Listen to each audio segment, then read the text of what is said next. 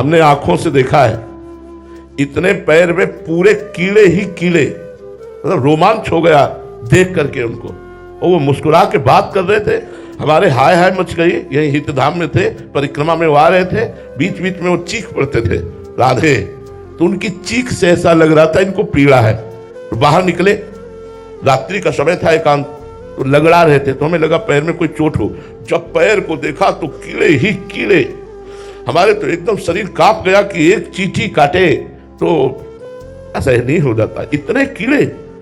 उनसे कहा बैठ जाइए, बैठ गए, बस थोड़ा कुछ प्रसाद पा लीजिए। तो लड्डू आदि श्री जी के भोग के लिए रहता था, नॉर्मल होकर प्रसाद पा रहे हैं। तो महाराज जी आपको कर, बोले प्रारब्ध भोग है, प्रारब्ध। गजब की स्थिति, गजब की स्थिति, गजब। हमारी तो मतलब सोच करके शरीर कांप जाए, लाखों कीड़े बड़े मोटे मोटे पैर में, और वो ऐसे नॉर्मल बात कर रहे थे। बीच बीच में राधे, गजब की स्थिति महापुरुषों में देखी गई। क्योंकि शरीर से परे मन सच्चिदानंद में डूब गया, अब शरीर को कीड़े भी लग जाए तो कोई फर्क नहीं पड़ता। इसीलिए भर्तृहरि जी ने कहा है, यावत स्वस्थमिदं कलेवरम यावत च दूरे जरा। जब तक तुम्हारा शरीर स्वस्थ है, बुढ़ापा नहीं आ रहा है, तब तक भजन के द्वारा ऐसी स्थिति बना लो, नहीं तो बड़ी दुर्गति है। ये मनुष्य शरीर केवल भगवत प्राप्ति के लिए मिला है। यदि भगवत प्राप्ति नहीं कर पाए तो कम से कम इतना भजन तो बनी जाए कि हम अगला जन्म फिर मनुष्य का पावे और प्रभु की आराधना करके इस दुखद माया से मुक्त हो जाए। ये बड़ी दुख देने वाली माया है।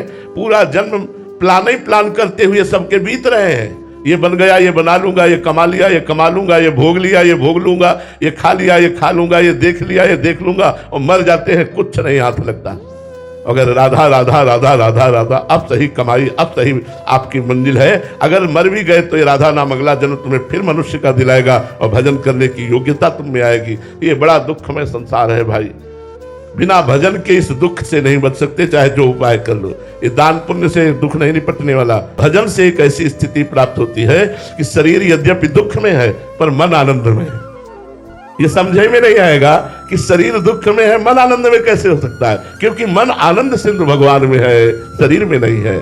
शरीर शुद्धि से, शरीर स्थिति से ऊपर जब मन उठ जाता है तब ये स्थिति होती है, नहीं तो शरीर के दुख सुख का ही चिंतन करता रहता है मन।